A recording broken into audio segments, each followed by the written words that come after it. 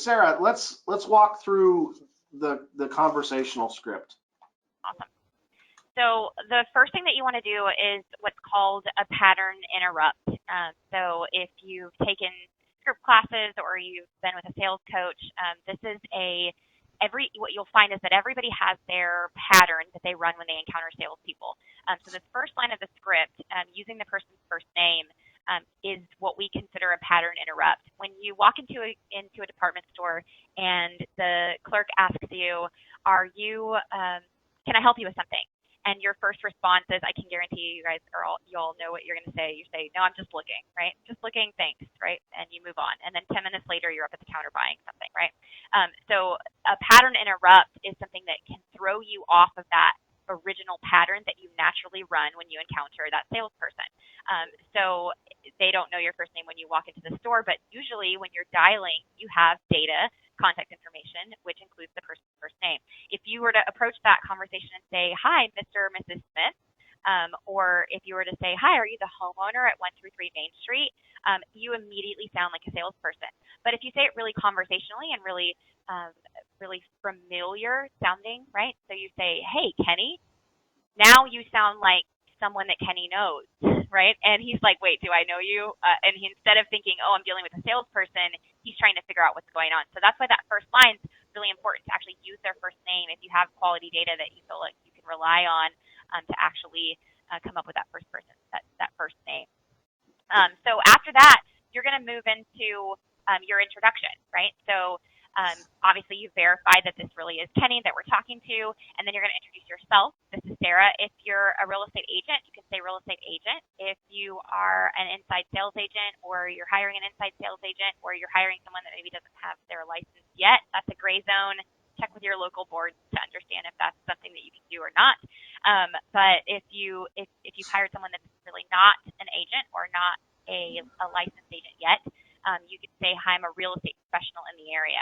And usually we like to say, I hope you're having a great day, instead of how's your day going. You can use either one depending on what feels a little bit more comfortable to you. I hope you're having a great day kind of assumes that they are, and it primes them for being in a good mood with you.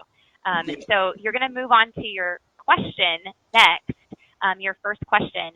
And you always want to explain why you're calling, right? So again, I like to use that first name. Kenny, I'm giving you a call today because there's been interest in your neighborhood, and I'm wondering, who do you know that might be thinking about making a move this year? Now, this is what we call our throwaway question. Remember when we walk in that department store and the person says, can I help you with something? And you say, just looking, right? That's a reflex response. We call that the reflex no. And so what you want to do is throw in a question that you don't really want the answer to. You don't really care if they know of anybody who's looking to make a move. I mean, you might, right? But really you want to get to the bottom of asking them if they're looking to make a move. But you want to get that reflex no out of the way. So you're going to ask them first, who do you know that might be thinking about making a move? And as soon as they say, oh, I don't know anybody, or, I don't really get out much and talk to my neighbors or anything like that, so I'm sorry I can't help you, then you say, that's okay. Thanks for thinking about that for me. So we always thank them for taking that time, that mental energy to think about it for us. And then we're going to move on to our actual question. So I know this script can sound a little bit, funky, because you're like, why wouldn't I just ask them outright, like if you're planning to make a move in the next 12 months, right? But it's because of that reflex no. So now is when you want to go in for your actual question. And the way that you phrase this question is really important. So you'll notice that it says when, right? It doesn't say, do you plan on moving, right? Or do you see yourself moving in the next 12 months? It says when. So we're looking for always having questions, and we'll talk more about the other kinds of questions that we can go through. But we're looking for journalism questions, right? So if you were a journalist, you're going to ask questions like when, what, how, why, right? You're going to stay away from questions like does, are, that start with does or are, right? Because those questions are yes or no, and they're closed-ended questions. You want to ask open-ended questions because the point is to get them talking, to have a conversation, right? And again, we're not just communicating to them, we're actually inviting them to have a conversation with us here. So just out of curiosity is a nice preface too. That's an important line too. Just out of curiosity, or other fillers. I think there's a whole slide on some other types of fillers that you can use. But those kinds of fillers soften your line of questioning, make it sound less like an inquisition and more like a conversation. Because if you don't put in those little fillers, then you run the risk of it just sounding like you're asking a million questions, and that can be annoying to people, right? So just out of curiosity, when do you plan on moving, right? And we want to put some emphasis on that you. When do you plan on moving, or when do you see yourself making a move?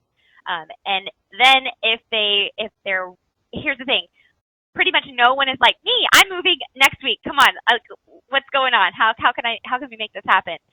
They're usually like, well, I guess we've thought about it, but not really. We're not really planning on making a move. They usually will still say something like no, something that sounds like no. And if you give up there, you're missing a huge window of opportunity, right? So anytime you have like an inclination that there's some hesitation, call them out on it. Just be like, hey, I'm sensing a little hesitation around that you might be thinking about it. Tell me more about that, right? Tell me more about that can be one of the most powerful statements that you can make. One, because it's a command, right? You're not asking a question there. You're actually commanding them to tell you more about that, which is powerful in your mind. And B, you're using a little inch in the conversation to open up a broader conversation. So that's what it's all about, just using the inches on the conversation. So if you catch yourself being like, I sense a little hesitation there, just say it. Just use your gut and say, hey, I sense a little hesitation there. Can you tell me more about maybe some plans that you have? And then you'd be surprised at how much they'll open up. If they're like, no, we're not moving, we love it here, then you could have a little bit deeper of a conversation. So I don't typically ask all of these questions because it can be a lot here, but pick one or two of your favorite, and I absolutely recommend that this last one is one that you choose as one of your favorites. So I might ask, depending on what they say, no, we love it here, great, I love to hear that people are happy in their homes. How did you pick this neighborhood? Or where did you move here from? Or how long have you lived in the neighborhood, right? One of those types of questions. And then after they tell you that information, then move on to this last piece. So, if you were to make a move, just hypothetically speaking, where would you guys go next? And leave it there. I wouldn't necessarily ask. I never like to ask two questions at the same time. So just leave it there. If you were to make a move, where would you go? And you'd be amazed at what people will say there. I had a person that was like, no, we're not moving. No, I don't know anybody. No, not really. That doesn't make any sense. And then I asked this question, and he's like, well, we'd love to be in walking distance to our kids' school because my wife would just love to walk our son to school every day. It would just mean a lot to her to be able to do that. She would walk to school every day with her mom, and she would just really love to do that. I'm like, okay. So, and then I've got an in, right? Then I've got some inches in the conversation to maneuver in. So that question is really, really powerful. So the key here is that you're going to get a lot of no's, right? You guys you're going to get a lot of no's. In fact, our stats show that it takes about 25 to 40 contacts, depending on where you're calling, in order to get someone on the phone who actually wants to make a move in the next 12 months, right? So 30 people on average, 35 people on average that you're going to need to talk to actually make contact with in order to source a nurture. So you're going to hear a lot of no's. The key is to keep asking questions and keep the conversation moving to know that you've exhausted all of the opportunities in each of those conversations. That's how you get that contact per nurture rate lower and lower over time.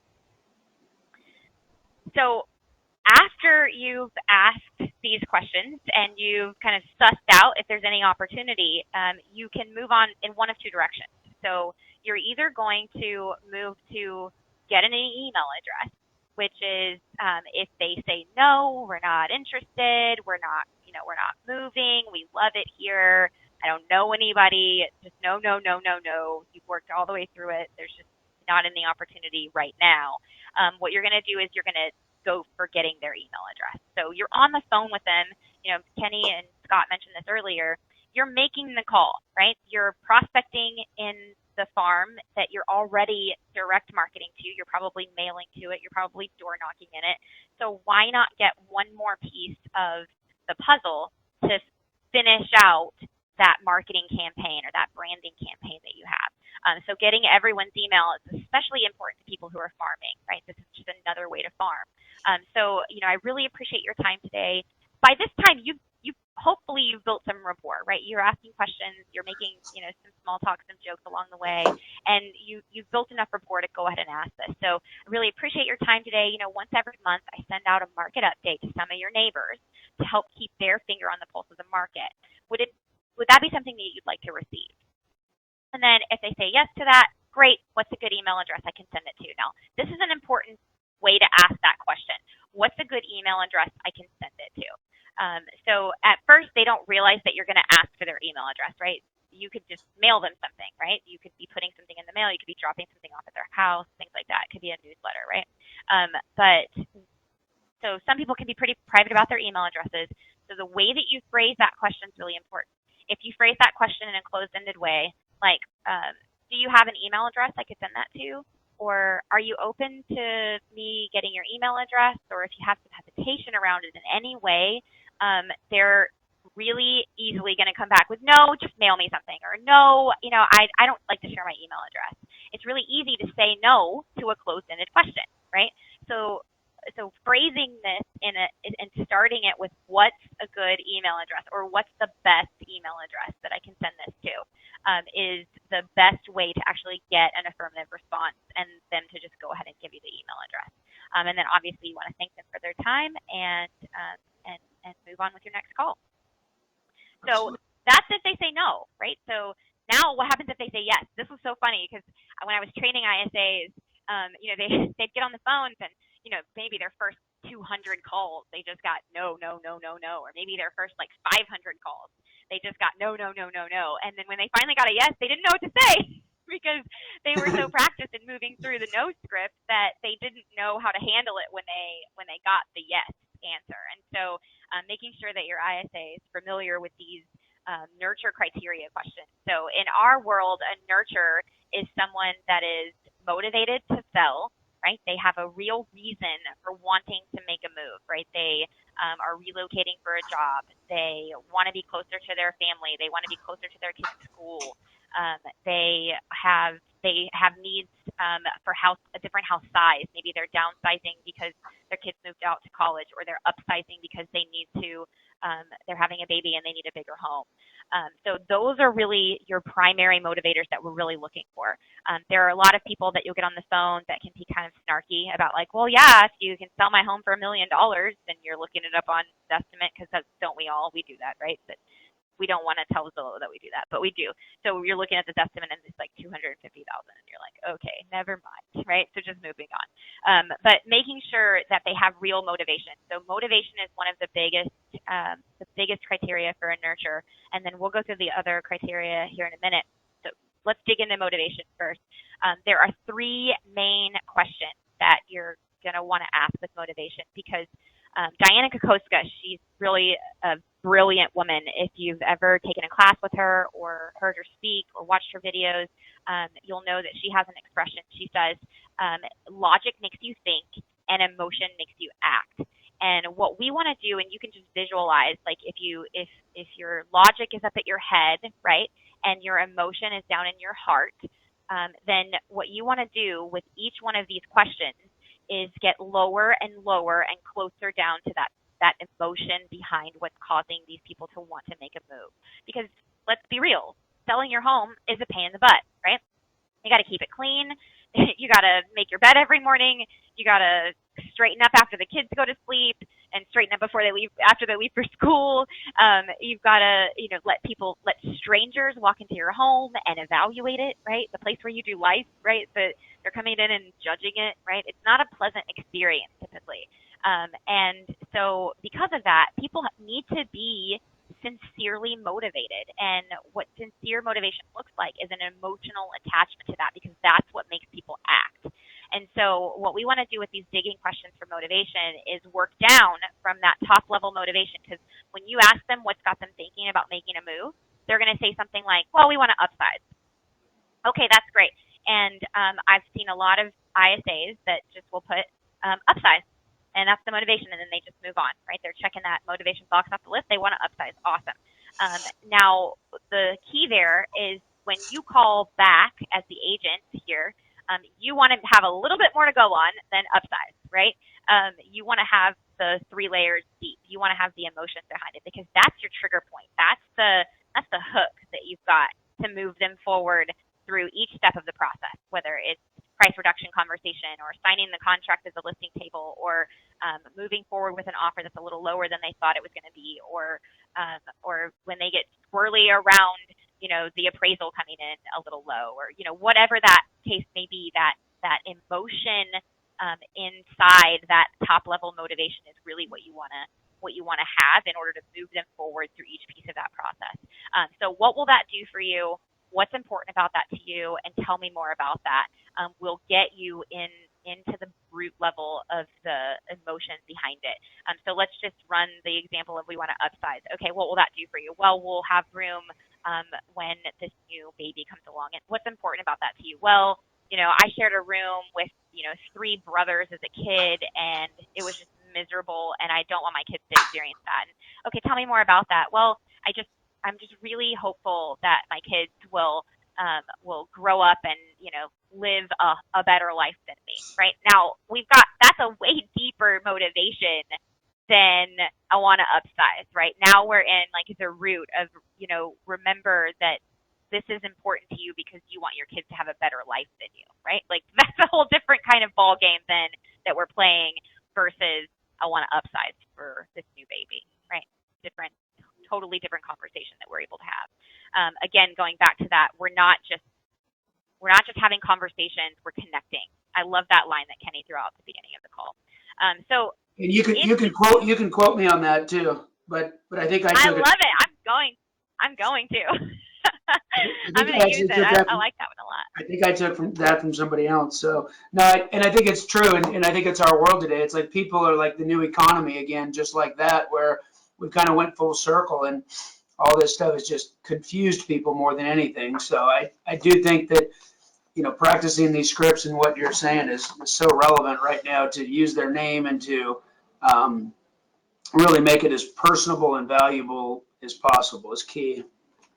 Yeah, and less transactional. I mean, that's what we're Yes. moving towards. We're moving to more relationship and less transaction, which is really interesting because, I think the biggest fear when we started rolling out all of this technology was that it was gonna create more division and more separation between all of us. And what we're actually seeing is that it's actually creating more community and more connection. So it's interesting to see that now. Not in every way, but it is cool to see that kind of coming full circle, like you said. So Well, I think, Sarah, real quick, the key to that though is adoption, right? Is that everybody has to understand it, because I was on a panel a couple weeks ago, and the conversation was around technology, and everybody was talking about all their new tech stuff that they're doing, basically to not communicate with people. like, I got this new, bot on my screen, and it starts talking to them, and this does this. I'm going, guys, you're just proving the point that technology can do our job. And if we don't continue to grow personally and professionally, and to add more value, to truly be a resource and a service, and really a professional guide through this process, and just use technology to remind us to call people, use technology to remind us to do certain tasks. To facilitate it, right, exactly. Right. But not to get in the way of direct communication. So, all right, I'm off that. Go back. So box. All right, we could talk all day on that. I bet that's a whole other class. Yeah, seriously, we could brainstorm that, Kenny. I like it. So basically, if you do get into a conversation, guys, where it is price motivation, they do want to test the market, that can still be a solid lead, right? It depends on how unrealistic they are, because everyone in that range is usually unrealistic. So we just want to kind of get an idea here of how unrealistic they are, right? And so asking questions there to understand the realism that they have is an important piece of this, because if they do, if they are one of the people that's like, yeah, I'd sell if the price made sense for me, then you want to dig into what price would motivate you to make a move. How much do you owe on the property? What will you be using the proceeds from the sale? What will you be doing with the proceeds from the sale?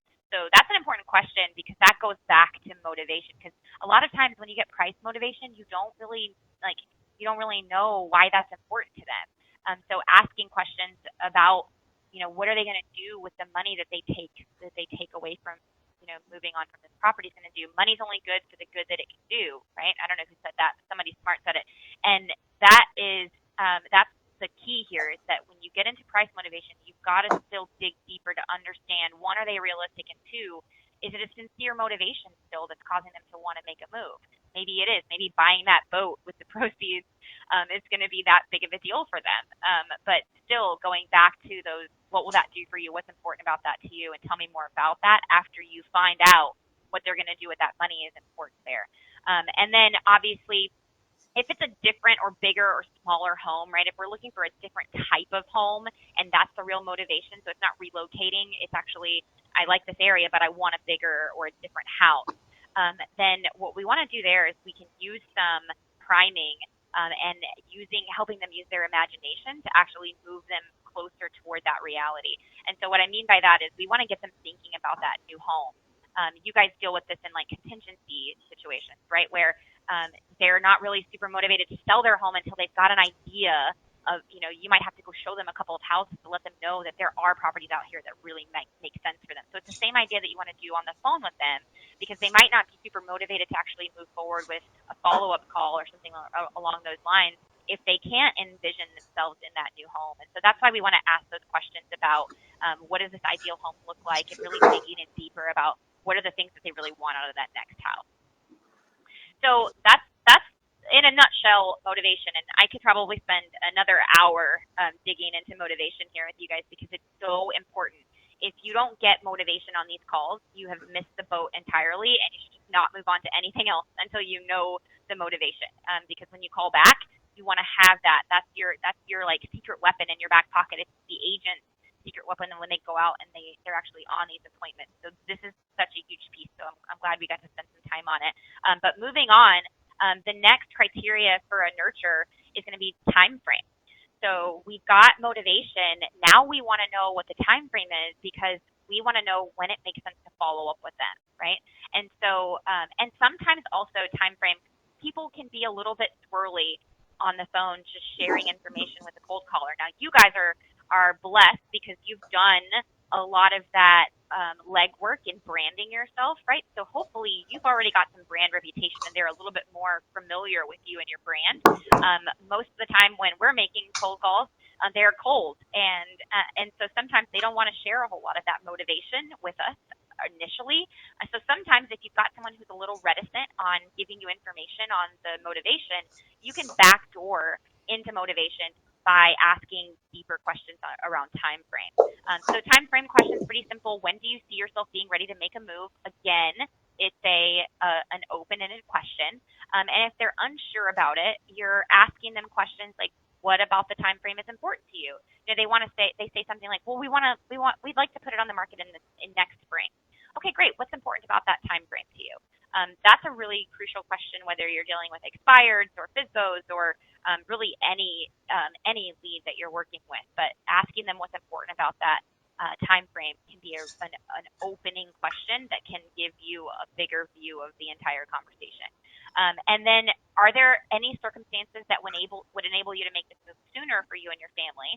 And you could even, if you already know motivation here, you could throw in motivation here, right? So instead of make it happen sooner, you can say something like, are there any set of circumstances that would help you move toward that upsize for you and your family sooner, or would help you get into that bigger home for you and your family sooner? You can throw in some kind of specific details there. And this is an important one too. So are there circumstances that would prohibit you from making this move happen? So, if for instance, we find this perfect ideal home that you're describing to me in the next 30 days, is there anything that would stop you from moving forward with that purchase if we were able to show you an approach that makes sense? That might be a question to ask to see if you might be able to get in the door sooner rather than later. And then the third criteria is willing to meet. I like to call this opportunity, right? Do we have the opportunity to actually list their home? So I'm assuming you're not already committed to another realtor, correct? Right? We're making a very assumptive It's a very assumptive close here, right? You're assuming they're not already obligated to work with another realtor. I also like to throw in an additional question here that is, and I'm assuming that, if we show you an approach that makes sense, that you would feel comfortable moving forward with us and hiring us as your agent, right? Or you could say something like, I'm assuming that if what we say makes sense and you feel comfortable and confident, that we'd have the opportunity to earn your business, right? That's another way to phrase it, that we'd have the opportunity to earn your business. So fourth criteria point is going to be getting their contact information. We've already talked about how important it is to get the email address. So I like to put this is almost like you're putting the ball back in their court. You're saying, look, I definitely want to follow up with you. But in the meantime, if you need anything and you want to contact me directly, I'm going to have my assistant, or I'm going to send over my contact information just in case you want to reach out sooner. And then you're going to move on to, or like you could ask even there, you could say, does that make sense, right? Or a tie down to go ahead and get them nodding in approval. Yeah, of course that makes sense, right? We want to make sure that I can contact you, which is what people want anyway, right? They want to reach out to you. They don't necessarily want you calling them back, but they want to reach out to you. And so does that make sense as a nice little tie down that you can add at the end of that? And then what's the best email address I can send that to? We already discussed why that's important phraseology there. And then the fifth one is that you want to get a follow-up time, right? We want to know when to get back in front of these people. So seller-directed follow-up is going to be really key. And the reason that we say seller-directed is because we want them to tell us, right? I'd like to have an agent follow up with you, or I'd like to reach back out to you when the timing makes a little bit more sense, when you're ready to talk more seriously about it. When would be the best time for me to do that, right? And again, not close-ended, we're asking open-ended questions. When would be the best time for me to give you a call back? And if they give you an objection there, which sometimes they do, that I'll call you when we're ready. You don't need to call me. What I like to say is, okay, just in case we don't hear back from you, when would it make sense for us to give you a call back? Right? We're just phrasing it again. So we're saying we have a little objection handle there. Okay, totally understand. Just in case I don't hear back from you, when would it make sense to give you a call back? And then usually they'll answer the question at that point, and you can move forward. Okay, so I think we have some different scripts to get into now, right? Let's dive into these the tips and then we'll dive into those other scripts just so we keep the slides in the same order. Perfect. Okay, so some tips for you. One is that sometimes people will be upset. So if that's the case, you want to deflect as much as you can. And if someone is really mad and they're like, I want to speak with your supervisor, I want to speak with your broker. Obviously, you can have your broker give them a call, or if you're an ISA, your manager or your agent, give them a call. But usually people are okay if you say, okay, I totally understand. I'll take you off our list. You won't receive any more calls from us, and just move on. Now, obviously, if someone is ready to meet, this doesn't necessarily have to only be a nurture conversation. There are times when we do set appointments for this. So don't go in with the impression that you can never get appointments from this, because we absolutely set appointments from circle prospecting from time to time. So if if they're checking all the boxes and their time frame is within an agreed upon time frame with your agent team, or it's a time frame that you're comfortable going out yourself, then move into an appointment, and that's a really easy, nice close, right? I always like to use a dual option close. So it sounds like we should just go ahead and meet now. Our afternoons or evenings typically better for you, and that afternoons or evenings is a really nice dual option. It's just like dealing with toddlers, right? When sales is the same as dealing with toddlers. You want to just give them really nice, two easy options, right? Afternoons or evenings typically better for you, or you could go with weekends or weekdays. That's another one that we use pretty frequently, and then narrow down from there, because people can get squirrely around those appointment setting conversations. I'm sure you've had challenges at some point in your sales career where you've gotten all the way to like nailing down that time, and you can't get the calendars to line up, and it just gets weird, and then you end up not setting the appointment. So I like to keep it really broad and open-ended, weekends or weekdays, and then you've got it down to one of those segments. Okay, our afternoons or evenings. Okay, great. I've got Tuesday at 2 or Thursday at 3, what works better for you, right? And so you're narrowing all the way down into that specific time and day. And then smile, you guys. This is an important one, right? If you if you don't smile, if you don't bring some energy on the calls, if you go in thinking, oh, I've just got to do this and just knock it out, they're going to feel that. People will feel that energy, and they won't respond to you as well. So smile. Bring in some energy, bring in a light attitude. Anna Kruger, my co-coach for the ISA MAPS coaching program, she says funny makes money, right? I think she got that from Haro. But it just bring some energy in. The key here is that you want to be just a hair above your prospect on the energy scale. So if you're an SC type personality profile or a C personality profile, and you hop on the phone with someone who's a high I, right? You need to get up, stand up, and move around your room, and put your arms over your head and get big, and make that energy level, create that energy in your body to put that out on the phone. Your mind eavesdrops on your body, and your body eavesdrops on your mind, right? So it works both ways. So we do this thing called power posing. 2 minutes of standing like you've just won the national championship of the 2018 football season, right? And you're the national champion, right? Like that. Like I've just won the Olympics stance, right? Stand like that for 2 minutes if you need some of that energy to get you through your call session. You want to avoid filler words. I literally just said before I said that. So you want to avoid filler words. I did. I totally did. So like we all have our crutch words, and you want to avoid using them because any non-words on these calls make you sound like you know less of what you're talking about. So avoiding those words and just slowing down. Usually for me, if I just slow down, I can avoid using those words. It's when I'm moving really fast there it goes again. See, it's when I'm moving really fast that those words creep in. So just slow down and make sure that you're being really purposeful about your language. Also, memorizing your script can help you with this because there aren't any filler words in your script. So if you know your script down pat, you're going to be able to do this easier. When in doubt, ask open-ended questions. Okay, this one is super important. We've already talked about the importance of asking open-ended questions. It is so much easier to shut someone down when they ask you closed-ended questions. If you ask questions that start with are or does or is, those types of questions naturally lead the person to have a really easy time saying nope, nope, nope, and getting off the phone with you really quickly. So if you find yourself getting hung up on or having people that are just really blatantly like no, no, no, no, no, then what you probably want to look towards is asking more open-ended questions. Now, this one's also important. The prospect should be doing 80% of the talking.